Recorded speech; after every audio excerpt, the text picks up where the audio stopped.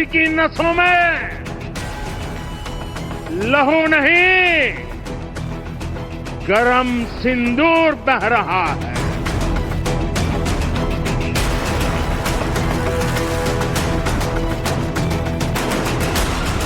दुश्मनों ने भी देख लिया कि जब सिंदूर बारूद बन जाता है तो नतीजा क्या होता है। 22 अप्रैल को हुए पहलगाम हमले को आज 1 महीना पूरा हो गया। ऑपरेशन सिंदूर की सफलता के बाद पहली बार जनता के बीच पहुंचकर प्रधानमंत्री मोदी ने आज राजस्थान के बीकानेर से आतंकिस्तान को जमकर ललकारा। ऑपरेशन सिंदूर का जिक्र करते हुए पीएम मोदी ने साफ कर दिया कि उनकी नसों में लहू नहीं, गर्म सिंदूर बह रहा। मोदी यहां सीना तान कर खड़ा है। मोदी का दिमाग ठंडा रहता है, लेकिन मोदी का लहू गर्म होता है।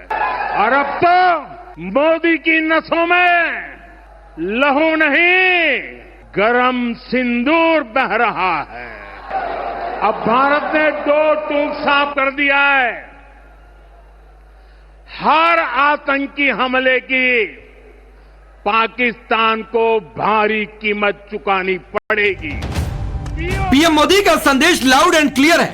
आतंकवाद के खिलाफ नीति साफ है। वीरों की धरती से प्रधानमंत्री मोदी ने हुंकार भरते हुए ऑपरेशन सिंदूर की सफलता का जिक्र किया और आतंकियों और उनके आकाओं को बता दिया कि जब सिंदूर बारूद बनता है तो नतीजा क्या होता है। दुनिया ने और देश के दुश्मनों ने भी देख लिया कि जब सिंदूर बारूद बन जाता है तो नतीजा क्या होता है। सिंदूर मिटाने निकले थे, जो सिंदूर मिटाने निकले थे उन्हें मिट्टी में मिलाया है। जो हिंदुस्तान का लहू बहाते थे आज कतरे कतरे का हिसाब चुकाया है। जो सोचते थे भारत चुप रहेगा, आज वो घरों में डूब के पड़े हैं। जो अपने हथियारों पर घमंड करते थे आज वो मलबे के ढेर में दबे हुए हैं। आतंकवाद से निपटने के 3 सूत्र तय कर दिए हैं। पहला, भारत पर आतंकी हमला हुआ तो करारा जवाब मिलेगा। समय हमारी सेनाएं तय करेगी और शर्तें भी हमारी होगी। दूसरा, एटम बम की गीदड़ बप्तियों से भारत डरने वाला नहीं है। और तीसरा, हम आतंक के आकाओं और आतंकी सरपरस्त सरकार को अलग अलग नहीं देंगे, उन्हें एक ही मानेंगे। पाकिस्तान का ये स्टेट और नॉन स्टेट एक्टर वाला खेल अब नहीं चलेगा। दिया कि आतंक और आतंक परस्त सरकार के खिलाफ उनके संकल्प को दुनिया की कोई ताकत डिगा नहीं सकती। पाकिस्तान के साथ न ट्रेड होगा न टॉक। अगर बात होगी तो सिर्फ पाकिस्तान के कब्जे वाले कश्मीर की, पीओके की। और अगर पाकिस्तान ने आतंकियों को एक्सपोर्ट करना जारी रखा तो उसको पाई पाई के लिए मोहताज होना होगा। पाकिस्तान को भारत के हक का पानी नहीं मिलेगा। भारतीयों के खून से खेलना पाकिस्तान को महंगा पड़ेगा। ये भारत का संकल्प है और दुनिया की कोई ताकत हमें इस संकल्प से टिका नहीं सकती है।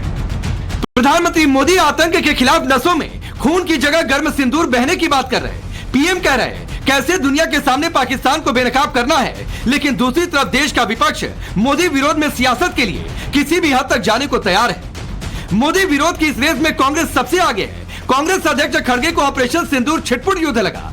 कांग्रेस नेता विजय वडेट्टीवार को भारतीय मिसाइलें बर्बाद होती नजर आई। गुलाम अहमद मीर को ऑपरेशन सिंदूर में सिर्फ नुकसान नजर आया, जबकि कांग्रेस महासचिव जयराम रमेश तो पाकिस्तान को बेनकाब करने वाले डेलीगेशन पर ही बार बार सवाल उठा रहे हैं।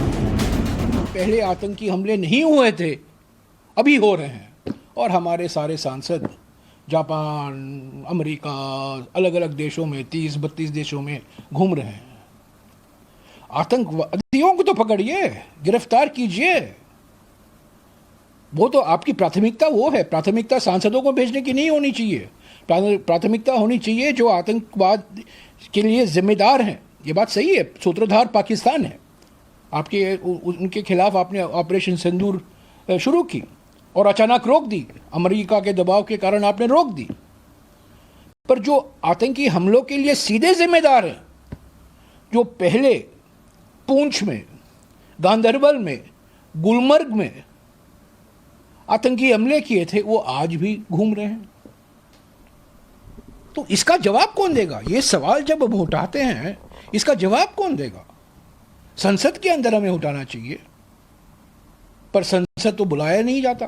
सर्वदलीय बैठक में ऐसे सवाल हम करेंगे, प्रधानमंत्री तो होते नहीं। दुनिया ने और देश के दुश्मनों ने भी देख लिया कि जब सिंदूर बारूद बन जाता है तो नतीजा क्या होता है। सिंदूर मिटाने निकले थे, जो सिंदूर मिटाने निकले थे उन्हें मिट्टी में मिलाया है। जो हिंदुस्तान का लहू बहाते थे, आज कतरे कतरे का हिसाब चुकाया है।